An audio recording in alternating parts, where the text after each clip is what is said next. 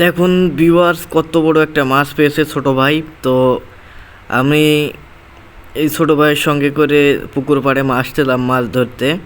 ওই কি মাছ, কি মাছ পাইছে মনে হয়, একটা পাইছে। আমি অনেক দূরে দাঁড়িয়ে আছি, ফোনটা বের করে দাঁড়ায় আছি। কি মাছ পাইছস? কি মাছ, কি মাছ?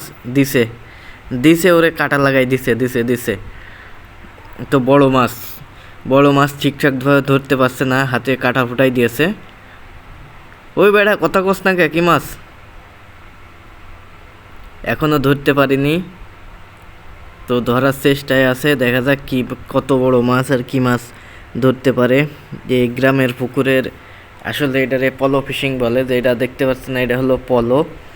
তো দেখা যাক ও কি মাছ তুলে। এই ধরছে, ধরছে, আবার ছেড়ে দিছে। মাছটা হয়তো অনেক বড় সাইজের হবে, তাই ঠিকঠাকভাবে ধরতে পারছে। এই ধরছে রে, কি মাছ এটা? তেলাপিয়া। হ্যাঁ, নিয়ে আয়, নিয়ে আয়, ওপরের দিকে নিয়ে আস। আবার দিছে, হাতে কাটা ফিটাই দিছে। ওপরের দিকে নিয়ে আয় বেটা। তো রাখ, বালতিতে রাখ।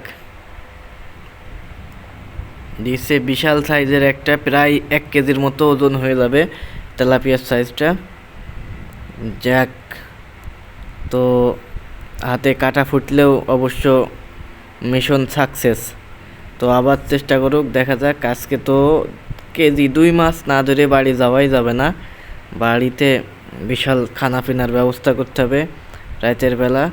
আবার মনে হয় একটা ধরছে, ধরছে, ধরছে না। আরে বেটা, কাইল নাকি বেটা? শরীরই চলে না।